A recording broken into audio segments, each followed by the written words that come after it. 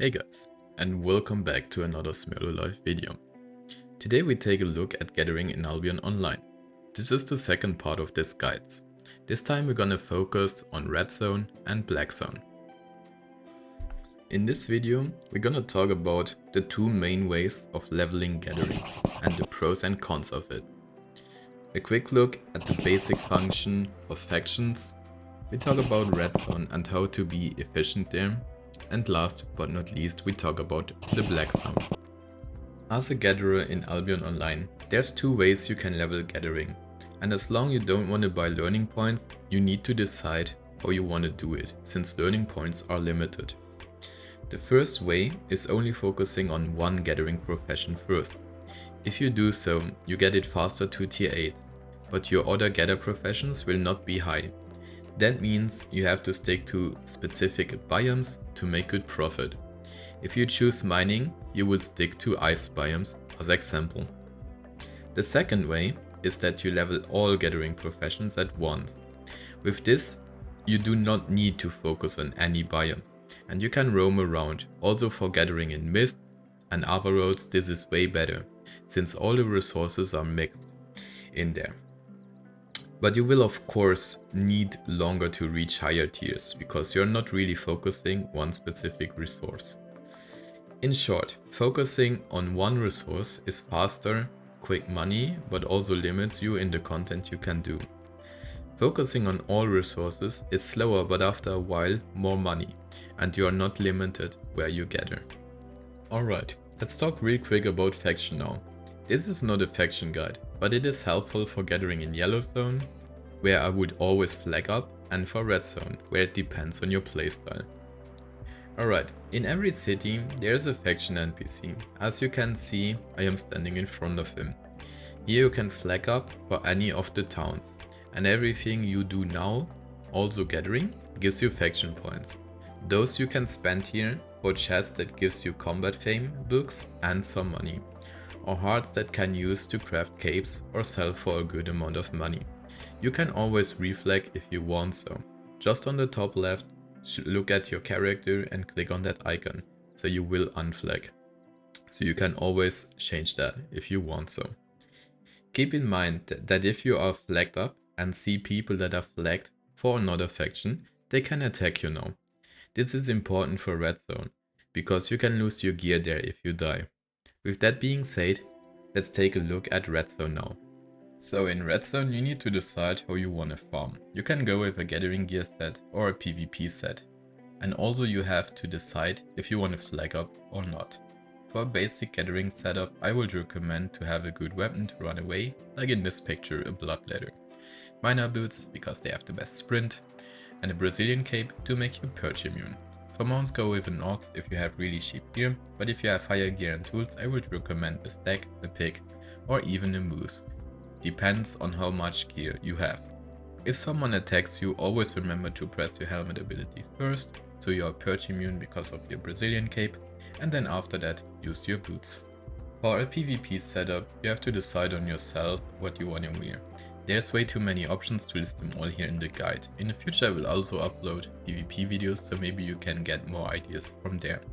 I also gonna showcase one set in the Blackzone section of this video, so take a look at that as well. Now let's talk about flagging for a faction or not while being in a red zone. If you decide to not flag up, then only red flag people can kill and attack you. So that makes it really easy. Also at the bottom right corner on your minimap, you can see how many people are red flagged at the moment in the zone. If you get ganked by them, keep in mind that faction flag players can also kill them, but they can't attack you. So let's say you see faction flag players doing a camp, and there's 2 or 3 red flag people on you. You could now also run towards the faction flag players and hide in between of them, so they can take care of them. If you decide to flag up, you're gonna make more money, because you always get faction points as well. But obviously now you have more enemies. So for this I would recommend gathering around your faction players. Also if they do a camp, you can go there and loot the chests as well. You do not have to attack mobs in there, so as long you are in the camp while it gets completed, you can loot this chest. But take care, because sometimes when people are looting the chest, there is some enemy players trying to bomb them. So just be really careful if you want to loot the chest as well. Also, in case you are wondering how to see if it's your faction doing the camp or the enemies, you can see blobs on the map. They get bigger the more people are there.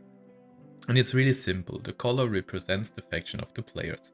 Orange is Bridgewatch, blue is Martlock, green is Limhurst, white is Fort Sterling, and purple is Tedford.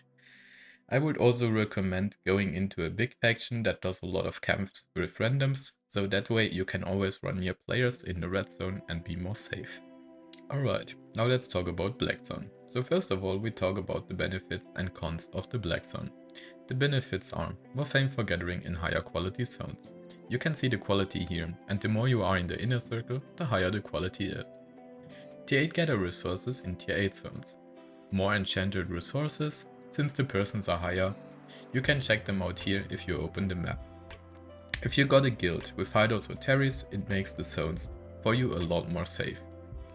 You get Might for the Conqueror's Challenge, and Favor for that you can buy chests that can give really good loot. The cons. Everyone that is not in your group or guild is your enemy. So it is a lot more dangerous, and it's way more chaotic sometimes than Redzone.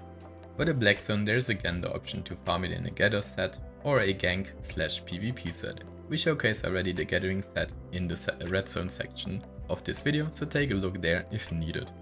Here we also have an example for a gank set. This is just a showcase of something that will work. There's so many options, and honestly just look up PvP guides for this. But yeah, in this example we wear a beer paws, a fiend call to purge enemy boots, an assassin jacket that can be useful as well to gank people or to run away, an undead cape to run away, and a royal sandals to have more damage. We also go with invis potions for ganking or running away, and other beef stew for more damage and life rack out of combat. Now let's talk about where to gather in the Blackzone. Again, if you decided to push for one gathering resource, try to stay in that one specific biome to max your profits. If you have all gathering professions, you can roam between zones.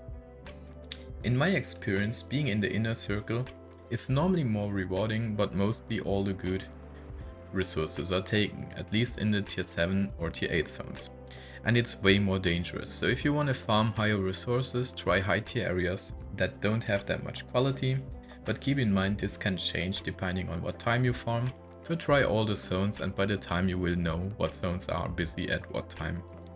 If your gathering is tier 4 or tier 5 or tier 6, I would recommend going into the inner circle with cheap builds and farm there, because you get a lot more fame there and most people are in tier 7 or tier 8 zones. Also, another option is to use the save portal. This costs you a bit of silver, but it ports you randomly on one of the zones that are shown here. If you farm in the map and there is gankers, you can run to your save portals and take it to port back into the town and being safe. Other things that can help you being safe is Ava Road portals. They look like this, and smuggler dens. They look like this. Overall, the Blackzone can be really profitable in terms of gather fame, but also silver per hour. It just sometimes is really chaotic, and as a solo it's sometimes rough escaping from gankers. But if you get the hang of it, it should start printing you a lot of money. And that's it with this gathering guide. I hope it was helpful and you could learn something.